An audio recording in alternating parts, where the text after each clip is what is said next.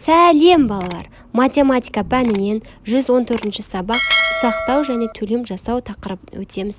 Балалар, бірінші тапсырмаға қарайық. Бірінші тапсырма. Түскі асты таңда. Оның құнын есепте дейді балалар. Балалар, түскі асқа қарайықшы суреттерге. Бірінші суретте балалар нелер берілген екен? Бірінші ас тамақ гречка екен, неше теңге? 30 теңге, келесі шырын 40 теңге, нан 20 теңге. Барлығы неше теңге балалар? Дұрыс айтасыңдар. Сонда бірінші түскі ас 90 теңгені құрайды.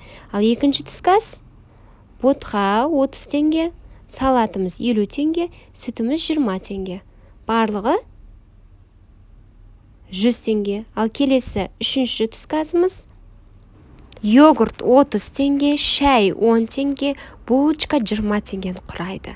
Балалар, үшінші түскі ас барлығы неше теңгені құрайды? Дұрыс айтасыңдар, 60 теңгені құрайды екен, балалар.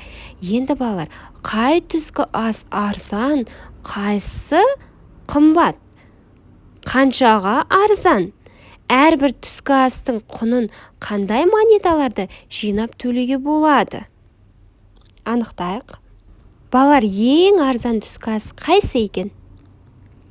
Дұрыс айтасыңдар, үшінші, яғни 60 теңге екен. Ал ең қымбат ше? Екінші екен, балалар, жақсы. Жарайсыңдар. Балалар, екінші түскі астан үшінші түскі ас нешеге арзан екен? 100-ден 60-тың айырмасы нешеге тең, балалар? 40 теңгеге арзан екен, дұрыс айтасыңдар.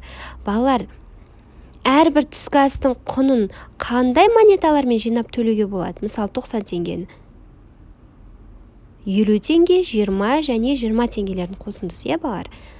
3 монетамен төлеуге болады екен. Ал 100 теңгені ше? 50 және 50 теңгемен төлеуге болады екен. 60 теңгені 20 теңге, 20 теңге және 20 теңге. 3-20 теңгемен төлеуге болады екен. Жақсы балалар, жарайсыңдар. Олай болса балалар, екінші тапсырмаға қарайық. Екінші тапсырма. Азық түліктің бағаларын ең арзанынан ең қымбатына қарай жаз. Балалар, бірінші нені көріп тұрмыз? Дұрыс айтасыңдар, печеньені көріп тұрмыз. Неше теңге? 30 теңге. Екінші банан неше теңге екен? Дұрыс, 40 теңге екен. Үшінші, дұрыс айтасыңдар, 80 теңге. Булочка, төртінші, нан 60 теңге. Дұрыс. Келесі чупа-чупс 10 теңге екен. Олай болатын болса, ең арзанынан қымбатына қарай жазайық. Ең арзаны балалар 10 теңге екен. Одан кейін 30 теңге. 30 теңгеден кейін 40 теңге, 40-тан кейін 60 теңге, 60-тан кейін ең қымбаты неше теңге екен? Дұрыс айтасыңдар, 80 теңге екен, балалар. Жақсы, жарайсыңдар. Олай болса, балалар, үшінші тапсырмаға қарайық. Үшінші тапсырма. Есепте. Балалар, енді бұл есептерді шығарайық. Жақсы, балалар. 10-ның 8-ге қосындысының мәні нешеге тең, балалар? 18-ге тең, дұрыс айтасыңдар. 12-ның 6-ға қосындысы 18. 16-ның 6 айырмасының мәні нешеге тең, балалар? 10-ға тең, дұрыс. 18-ның 5-ке айырмасының мәні 13-ке тең. Жақсы, жарайсыңдар. Келесі бағандағы есептерді қарайық. 14-дің 10-ға айырмасының мәні нешеге тең? 4-ке тең, дұрыс айтасыңдар.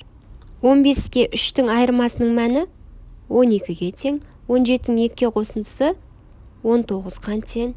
14-тің 3-ке қосындысы балалар 17-ге тең. Жақсы, келесі 20-ның 8-ге айырмасының мәні балалар 12-ге тең. 12-ның 8-ге қосындысының мәні 20-ға тең. 13-тің 7-ге қосындысының мәні балалар дұрыс айтасыңдар, 20-ға тең. 20-ның 9-ға айырмасының мәні балалар нешеге тең? Дұрыс айтасыңдар, 11-ге тең. Жақсы, балалар. Олай болса, балалар, төртінші тапсырмаға қарайық. Төртінші тапсырма. Суретті пайдаланып, қысқаша жазылуы бойынша есеп құрастыр. Кері есептер құрастырып көр дейді балалар. Суретке қарайық алдымен. Нені көріп тұрмыз? Айран, балалар. Айран Бағасы неше теңге? 70 теңге. Келесі йогурттың бағасы 50 теңге, сүттің бағасы 100 теңге, жұмыртқаның бағасы неше теңге? 20 теңге. Енді осы суретті пайдаланып есеп құрастырайық. Сырым дүкеннен айранды 70 теңгеге, сүтті 100 теңгеге сатып алды. Сырым сүтке айранға қарағанда неше теңге артық төледі? Балалар, анықтайықшы. Бірінші шартын құрып аламыз. Айран 70 теңге, сүт 100 теңге. Сүттің бағасы айранға қарағанда неше теңге артық екен анықтайық. Шешуін табайық. Шешуі 100 азайтылған 70, мәні 30. Жауабы: сүтке айранға қарағанда 30 теңге артық төледі. Енді балалар, осы есепке кері есеп құрастырайық. Йогурт 50 теңге, жұмыртқа 20 теңге. Балалар, жұмыртқаның йогуртқа қарағанда неше теңгеге кем екенін анықтайық. Ал бала, шешуін табайық. Шешуі 50-ден 20-ның айырмасын анықтаймыз. Мәні 30-ға тең. Жауабы: жұмыртқаға йогуртқа қарағанда 30 теңге кем төленеді. Жақсы балалар, жарайсыңдар. Олай болса балалар, келесі есепке қарайық. 5-ші есеп. Тәрелкеге 3 әртүрлі жеміс салу керек. Қосындысы 10 саны шығатындай түрлі нұсқаларды таңда. Балалар, қандай суреттерді көріп тұрмыз? Ненің суреті? Дұрыс, алманың суреті. Қандай сан тұр жанында? 5 сан тұр. Келесі апельсин 3 сан тұр, балалар. Алмұрт 4, лимон 1.